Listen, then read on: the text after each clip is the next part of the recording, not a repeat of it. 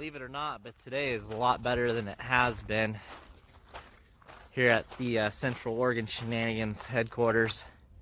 Was down to an 1/8 mile visibility yesterday, and we're about between a quarter and a half mile visibility today. Air quality is still very poor. Good afternoon. My name is James, and you're watching Central Oregon Shenanigans. I've been dreading this video all week, and I wanted to get something out sooner, but today we're doing a little fire update, and as many fire updates as I've done throughout the couple years we've been doing this is the most devastating fires I've ever seen here, not just in Central Oregon, but Oregon in general. We have the poorest air quality in the world as of right now. As you've seen in my video, this all started about a week ago, Monday, Labor Day. We went to the lake as a family. It was a little smoky here in Central Oregon. And then all of a sudden, just like a nasty storm rolled in on the lake, but instead of being clouds and rain, it was smoke and wind. That evening, the Lions Head fire that we've been reporting on, the easterly winds picked up and blew it down the canyon towards Detroit, Oregon. And unfortunately for a lot of folks in Detroit, Oregon, we have lost probably about 90% of that town and the forest around that town. The fire then proceeded down the canyon through all the little Mill City, Lyons, all those small little communities down through there. A lot of people have lost homes, and unfortunately we have lost life. As far as I'm concerned, there are some of these fires that were started by lightning weeks ago. Poor forest management and poor management of fire resources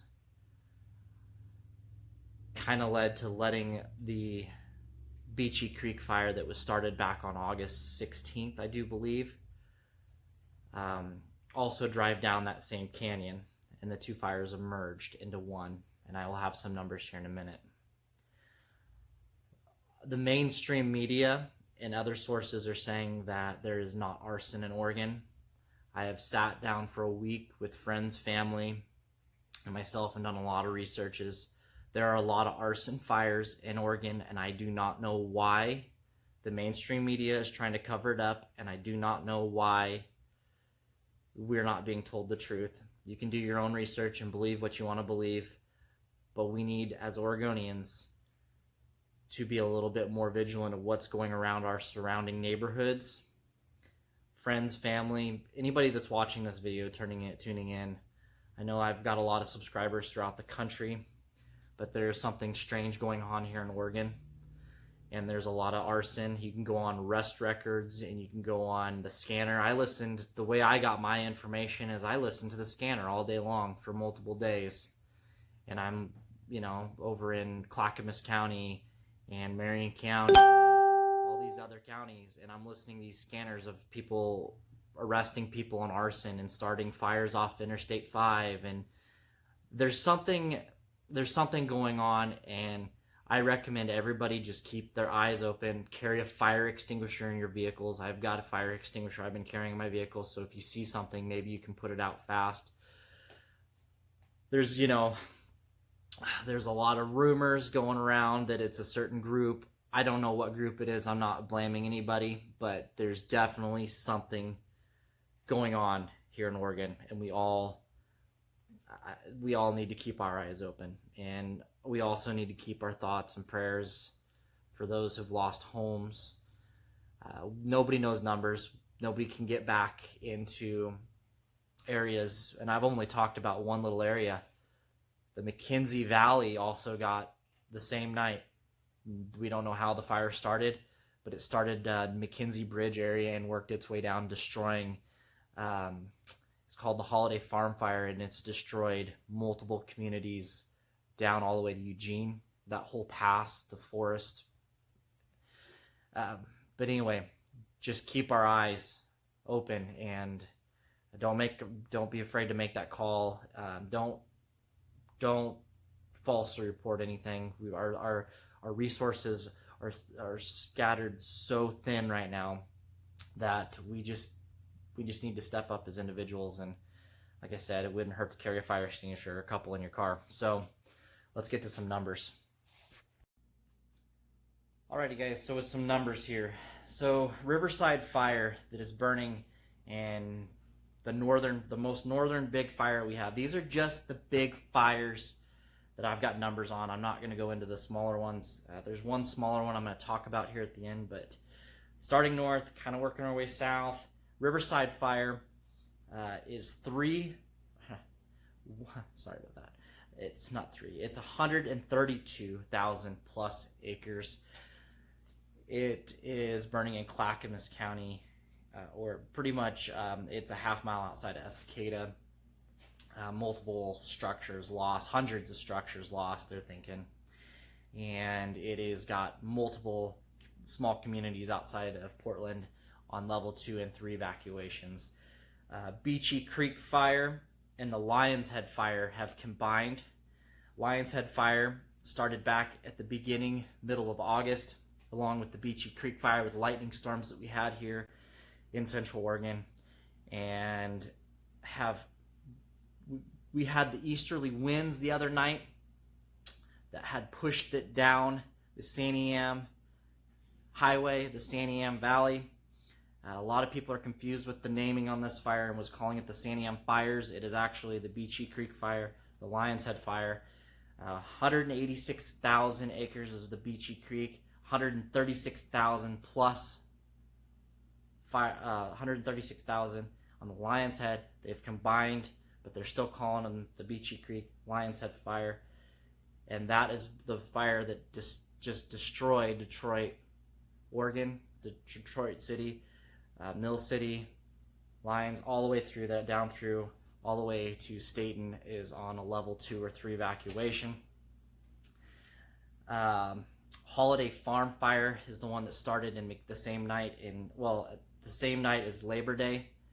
That the next morning, it ripped through Blue River, all those small communities, all the way down to almost Springfield, Oregon. It is 156,000 acres plus. All these fires we've talked about so far, there's no containment on these fires. They're just burning out of control. The one thing that we've had the last couple days is that the winds have been very calm, and these fires haven't grown any bigger. Well, we don't know. They've probably gotten bigger, but they're not growing as fast as they were. Archie Creek fire, going kind of further south, 115,000 acres. I don't believe this one has caused any structure damage. I could be wrong. It's also 0% contained. Going over to Lincoln City, Eco Mountain Complex, I think is what that one's called. 2,435. It evacuated Lincoln City and surrounding areas, and it was they've got it at 20% containment on the list this morning. Talent in Phoenix, Oregon, very south, between Ashland and Medford. They got demolished by a roadside fire. I don't think there's a name for this. I couldn't find a name for this fire. Not very big, but it just went down I-5. It looks like they're not I-5, the highway that those are on, and demolished those two towns. And there's 1 million acres of forest in BLM on fire in Oregon right now. It is the biggest fire season I've ever seen in my life, and I think in the history of Oregon. I'm kind of frustrated at some officials that stated that in a live press conference the other day that this is because of our greenhouse gases in Oregon and climate change.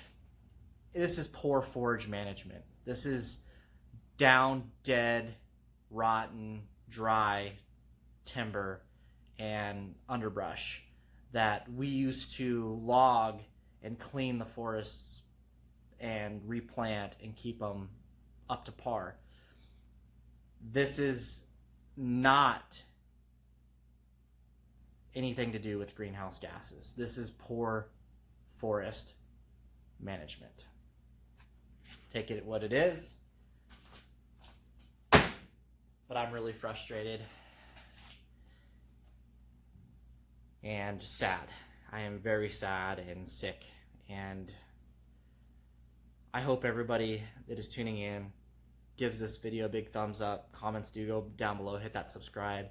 If you're looking for updates on your city, county evacuation notices, get them through actual county websites. Don't be reaching out to these small trolley Facebook groups and relying on them for your notifications. I've seen a lot of misinformation on Facebook, and just take even this video as a grain of salt, and get your local Facebook, like Clackamas County Fire and Rescue and Sheriff's Departments, those kind of sources. Don't rely on other people in these Facebook groups that are just scattering misinformation.